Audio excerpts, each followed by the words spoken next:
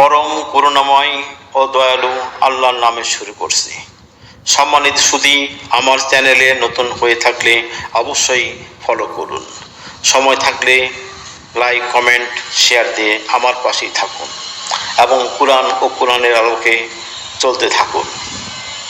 নিশ্চয়ই আল্লাহ তাদের ভালোবাসেন যারা আল্লাহর পথে যুদ্ধ করে শিলা ঢালা প্রাচীরের ন্যায় সারিবদ্ধভাবে। তোমরা তোমাদের মোকাবিলার জন্য যথাসাধ্য শক্তি ও অশ্ববাহিনী প্রস্তুত রাখো।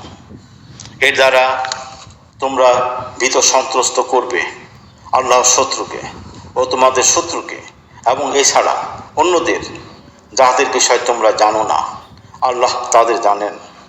আল্লাহর পথে তোমরা যা কিছু ব্যয় করবে তার পূর্ণ প্রতিদান তোমাদের দেওয়া হবে এবং তোমাদের প্রতি জুলুম করা হবে না।